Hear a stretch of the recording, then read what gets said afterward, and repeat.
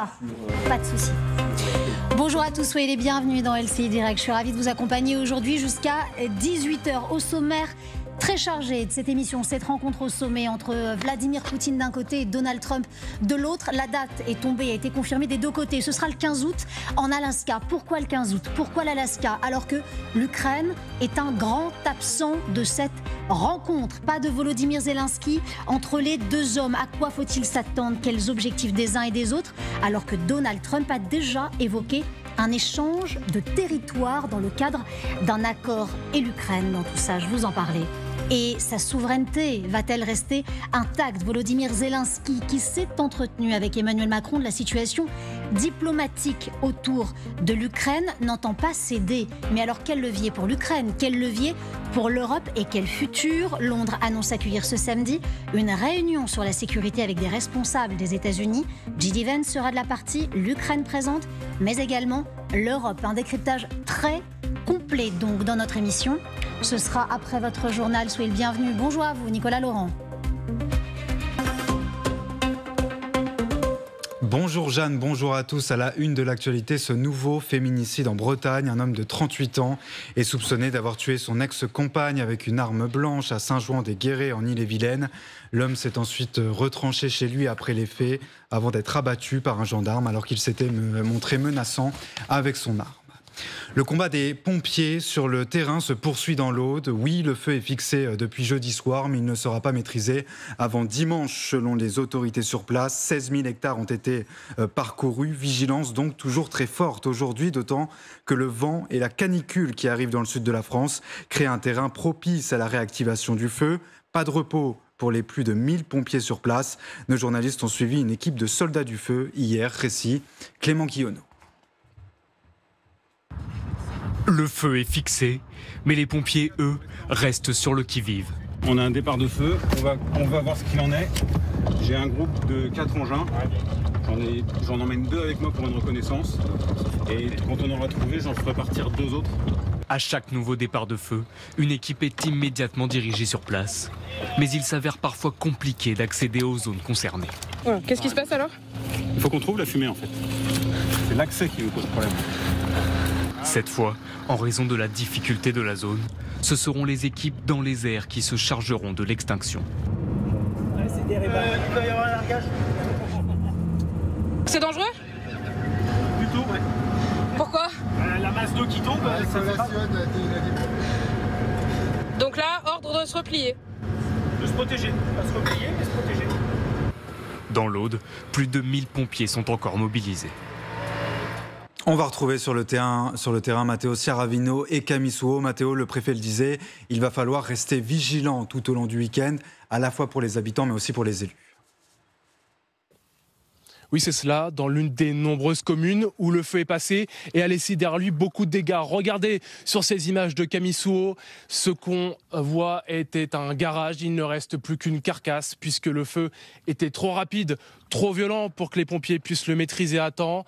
C'est une situation évidemment très compliquée pour les sinistrés, qui s'ajoute à d'autres difficultés. D'abord, celle de la connexion Internet. Ici, on ne capte aucun réseau. 150 foyers sont toujours privés d'électricité et il y a désormais la problématique de l'eau. Il a été recommandé aux habitants de ces communes de ne pas consommer l'eau qui a été affectée par les incendies. Des distributions de bouteilles seront organisées tout au long de la journée.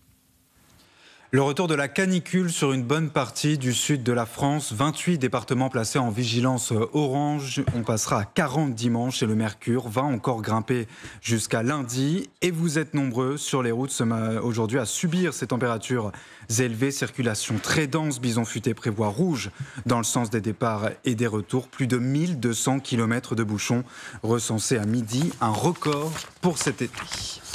À la une de l'actualité également, cet appel il y a quelques minutes entre Emmanuel Macron et le président ukrainien Volodymyr Zelensky. Les deux hommes ont évoqué, je cite, la situation diplomatique au moment où Londres annonce accueillir une réunion cet après-midi entre les conseillers sécurité européens et américains. Objectif, discuter des progrès à accomplir pour parvenir à une paix juste et durable en Ukraine, alors que Donald Trump et Vladimir Poutine, vous le savez, vont se retrouver le 15 août en Alaska. Mais cette rencontre va-t-elle pouvoir permettre des avancées majeures vers la paix? Donald Trump le reconnaît, cela s'annonce très incertain. Écoutez le président américain.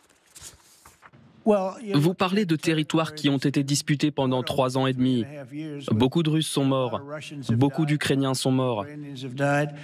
Nous examinons donc la situation. Nous cherchons à en récupérer certains, à en échanger d'autres. C'est compliqué. Ce n'est vraiment pas facile. C'est très compliqué. C'était il y a 80 ans, jour pour la deuxième fois de l'histoire, l'arme nucléaire frappait une ville japonaise, Nagasaki, 3 jours après Hiroshima. L'archipel a observé une minute de silence ce matin en hommage aux 74 000 victimes. Michel Izard. Voici pour l'essentiel de l'actualité à 15h, Jeanne. Merci à vous Nicolas Laurent. Prochain journal complet avec vous dans moins d'une heure sur notre antenne. Vous êtes donc sur LCI Direct et je suis ravie de vous accompagner jusqu'à 18h. Je vous l'indiquais dans mon propos liminaire, nous attendons cette rencontre au sommet entre Donald Trump, le président américain d'un côté, et Vladimir Poutine, le président russe de l'autre. La date vient de tomber, ce sera le 15 août prochain en Alaska. Une date qui a été confirmée par Donald Trump lui-même. On l'écoute. Vous parlez de territoires qui ont été disputés pendant 3 ans et demi. Beaucoup de Russes sont morts. Beaucoup d'Ukrainiens sont morts. Nous examinons donc la situation. Nous cherchons à en récupérer certains, à en échanger d'autres. C'est compliqué. Ce n'est vraiment pas facile. C'est très compliqué. Autour de ce plateau pour m'accompagner, le général François Chauvency, consultant en géopolitique. Bonjour. Oleg Gotsbev, professeur de géopolitique russe et d'histoire américaine à l'American University of Paris. Violeta Moscalou, maître de conférence et présidente fondatrice de Global Ukraine. Soyez tous les trois les bienvenus. Je vous propose que l'on se penche sur ce message qu'a diffusé le président américain, pas n'importe où, sur son propre réseau social, Truth Social. Et il y dit, concernant cette rencontre avec Vladimir Poutine, la rencontre tant attendue entre moi-même, en tant que président des États-Unis d'Amérique, et le président russe Vladimir Poutine aura lieu vendredi prochain, le 15 août 2025, dans le grand État de l'Alaska. Oleg Gotsbev, pourquoi l'Alaska ? Parce que c'est très symbolique d'abord, mais vous allez voir que c'est très inquiétant pour les Ukrainiens. C'est très symbolique dans la mesure où c'est vraiment là où se croisent l'histoire russe et l'histoire américaine. La colonisation de la Sibérie et la conquête de l'Ouest se terminent en Alaska. Les Russes y arrivent, ils se retirent et ensuite ça devient un État américain, un territoire américain en 1867 et puis un État, le 49e État en 1959. Grand comme plus que 4 fois la France. Le plus grand État des États-Unis, mais surtout l'importance de l'Alaska pour les Américains, c'est l'immense côte qu'il y a sur l'Arctique. Or, l'Arctique, ça a déjà été dit au XIXe siècle par des gens comme Marx, par des intellectuels japonais, par Theodore Roosevelt, pas Franklin, Théodore, l'oncle.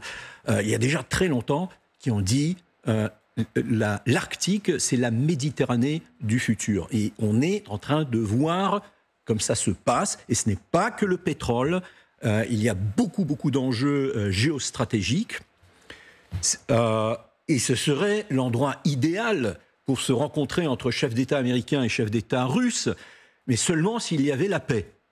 Ce serait formidable comme symbole de réconciliation, de paix. Le Kremlin dit l'Alaska est un choix assez logique. C'est Ushakov, en effet, le conseiller du président, qui l'a dit. Et ce qui est inquiétant pour les Ukrainiens, c'est que c'est une manière de dire, pour les Russes, et je pense pour Trump également, bon, maintenant, oublions cette affaire d'Ukraine, réglons ça vite, débarrassons-nous de cette affaire, et passons aux choses sérieuses. Parce que l'Arctique, la géostratégie de l'Arctique est une affaire très sérieuse. Et je pense Poutine, qui connaît très bien, en fait, la géopolitique de l'Arctique. Je vous rappelle le petit drapeau russe qui a été balancé, je crois, en 2007, si je ne me trompe, sur le fond marin qui est en fait le pôle Nord, le véritable pôle Nord, et non la glace qui est au-dessus.